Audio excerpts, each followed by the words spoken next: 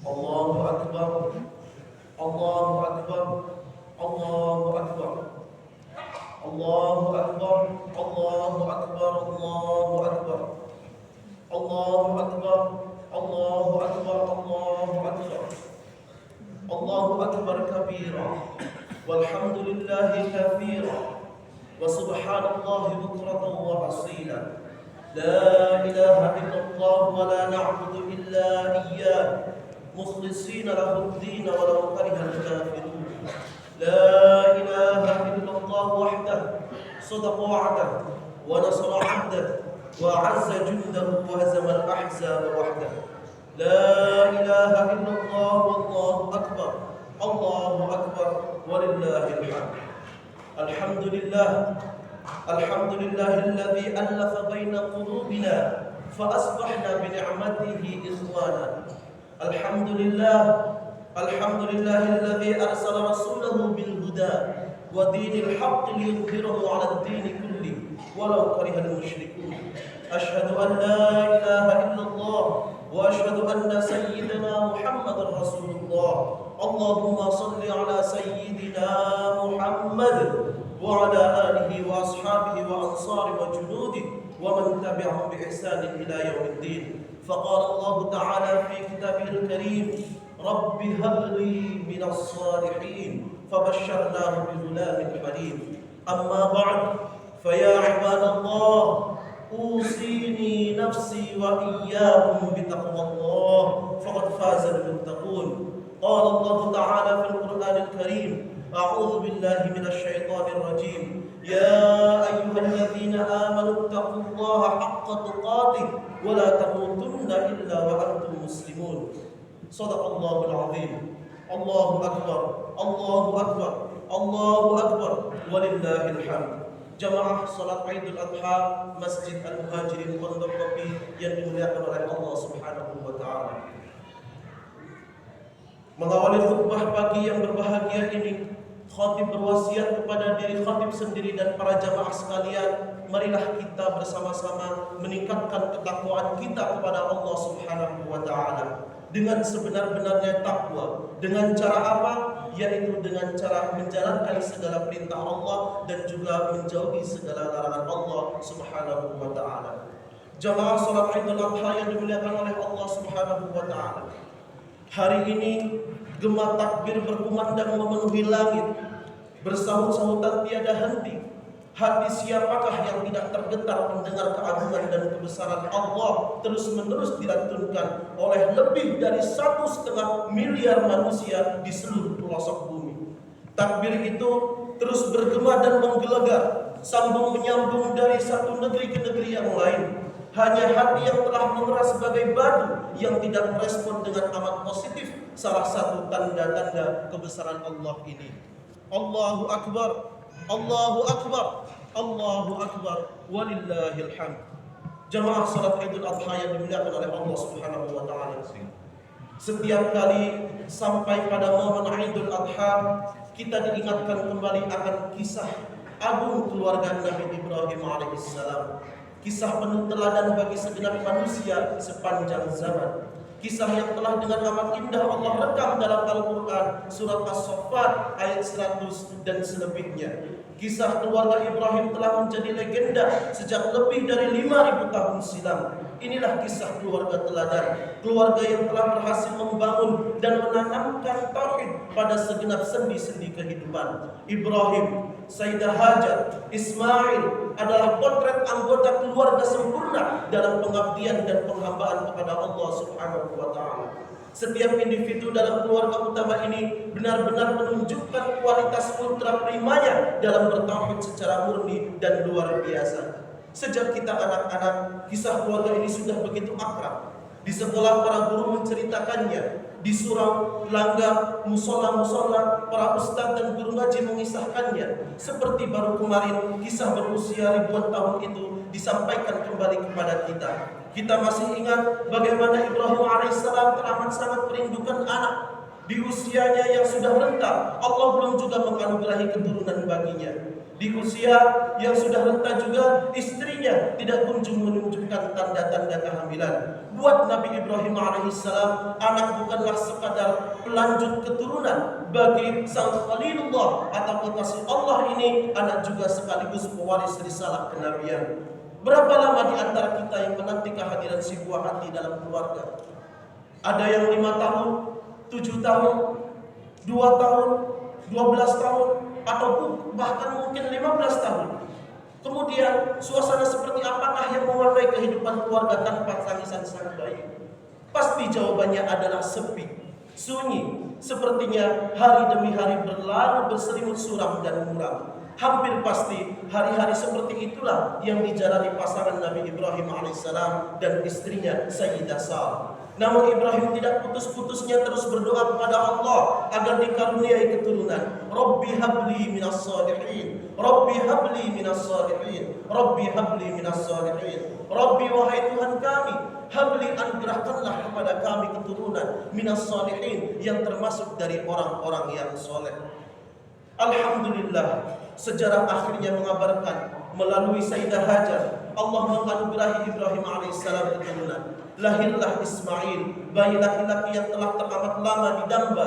Kalau saja kita mencoba hadir pada peristiwa itu, maka akan dapat kita rasakan betapa kebahagiaan membuncah dari dada Nabi Ibrahim alaihissalam dan istrinya Sayyidah Hajar. Anak yang diharapkan telah hadir di pangkuan, sejuta doa dan harapan tumpah ruah kepada si bayi. Kasih dan sayang tercurah bagi penyambung risalah dan keturunan, yaitu Ismail kecil. Hari-hari pun bagai dipenuhi pelangi, warna-warni indah senantiasa mengiringi, senyum dan tawa bahagia setiap saat pecah menghiasi kehidupan keluarga utama ini. Namun, agaknya Allah punya rencana sendiri. Allah ingin memuji cinta Ibrahim kepadanya. Adakah cinta kepada Allah itu adalah cinta yang tidak tertandingi? Atau jangan-jangan Ismail yang amat dirindukan itu menjadi pesaing cinta Ibrahim kepada Allah, Tuhannya yang Maha Agung. Falamma balagha ma'hu as-sa'ya qala ya bunayya inni ara fil manami anni adbahta fanzur madza tara. Qala ya abati if'al ma tu'mar satajiduni insyaallah minas sabirin. Ketika anak itu sampai pada umur dia sanggup bekerja bersamanya, dia kemudian Nabi Ibrahim berkata, wahai anakku, sesungguhnya aku bermimpi bahwa aku menyembelihmu. Pikirkanlah apa pendapatmu. Kemudian apa jawaban Ismail? Jawaban Ismail menjawab, ya abati, if'al ma tu'mar. Wahai ayahku, lakukanlah apa yang diperintahkan. Satajiduni insyaallah minas sabirin. Engkau akan menumbuhkanku insyaallah termasuk daripada orang-orang yang sabar. Allahu Akbar, Allahu Akbar, Allahu Akbar, walillahil hamd. Hadirin jamaah salat Idul Adha yang dimuliakan oleh Allah Subhanahu wa taala. Perasaan seperti apakah yang menyelimuti Nabi Ibrahim saat mendapat perintah menyembelih Ismail, putra yang amat dikasihinya? Dapatkah kita bayangkan setelah puluhan tahun menanti keturunan, bahkan ketika fisiknya sudah semakin renta, lalu ketika anak yang teramat didamba itu ada, Allah perintahkan untuk menyembelihnya. Maka Ibrahim pun menghadapi dua pilihan. Yang pertama, mengikuti perasaan hatinya dengan menyelamatkan Ismail, buah cinta keluarga. Atau yang kedua, menaati perintah Allah dengan mengorbankan putra kesayangannya. Situasi seperti inilah yang sejatinya setiap saat kita hadapi dalam kehidupan sehari-hari, yaitu mengutamakan Allah dan Rasulnya, atau memilih tetap menggenggam tanda kutip Ismail lain yang ada di sekeliling kita. Walau sering lidah kita mengatakan ini adalah karunia Allah, ini adalah anugerah Allah, ini adalah pemberian Allah, namun praktiknya kita sering merasa menjadi pemilik karunia itu. Sekarang mari kita kenali segala sesuatu yang kita cintai. Begitu kita cintai sesuatu itu hingga kita rela mengorbankan apa saja untuknya, ketahuilah itulah Ismail kita. Ismail kita adalah segala sesuatu yang dapat melemahkan iman dan dapat menghalangi kita menuju taat kepada Allah. Setiap sesuatu yang dapat membuat diri kita tidak mendengarkan perintah Allah dan enggan mengikuti kebenarannya. Ismail kita adalah setiap sesuatu yang menghalangi kita untuk melaksanakan kewajiban-kewajiban syariat. Setiap sesuatu yang menyebabkan dan menjadikan kita mengajukan bermacam alasan dan dalih untuk menghindar dari perintah Allah Subhanahu wa taala. Anak, istri, keluarga, kerabat, harta benda, perniagaan, bisnis, rumah-rumah tinggal sejatinya adalah Ismail buat kita. Jika semua itu lebih kita cintai daripada cinta kepada Allah Rasulnya dan jihad di jalan Allah, maka sungguh kita sudah membuat pilihan yang keliru. Karena dengan demikian berbagai karunia yang Allah anugerahkan tadi buat kita telah menjadi Tuhan-Tuhan tandingan bagi Allah. Dan itu artinya kita sedang menanam benih-benih yang akan berujung pada panen kemurkaan Allah. Na'udzubillah, tsumma na'udzubillah.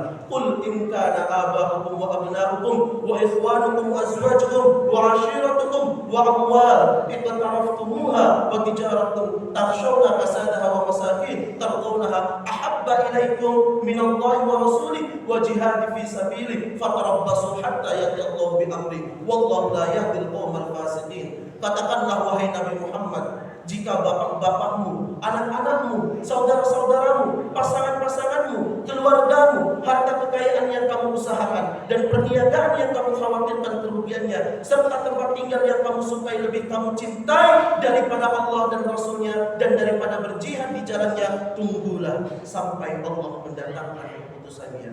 Allah tidak memberi petunjuk kepada kaum yang fasik.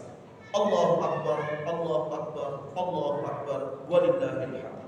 Hikmah lain yang kedua yang bisa kita petik dari kisah agung ini adalah betapa luar biasanya Ismail.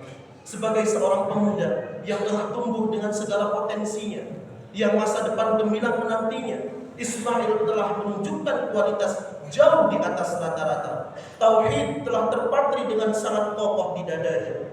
Bisakah kita membayangkan perasaan seperti apakah yang kira-kira berkecamuk di dada seorang pemuda ketika ayah yang amat dicintai dan mencintainya berkata akan menyembelihnya? Benarkah ayahandanya itu sungguh-sungguh mencintainya? Kalau benar, cinta seperti apakah yang mampu menggerakkan lidah ayahandanya untuk mengucapkan kata-kata itu? Tapi lagi-lagi Ismail bukanlah seorang pemuda rata-rata. Perintah yang amat berat itu pun disambut. Ismail dengan penuh kesabaran, dia menyanggupi menyerahkan lehernya untuk disembelih. Bukan itu saja, Ismail yang tahu persis bahwa perintah itu pasti amat berat bagi ayahnya, bahkan mendorong keteguhan jiwa Ibrahim untuk melaksanakan perintah Allah tersebut. Qala ya abadi if'al ma tu'mar satajiduni insyaallah minas sabirin. Wahai ayahku, lakukanlah apa yang diperintahkan kepadamu. Insya Allah engkau akan mendapatiku termasuk dari orang-orang yang bersabar. Pertanyaan besarnya yang bisa diajukan dari adegan luar biasa ini, gerangan apakah yang membuat Ismail menjadi setegar ini?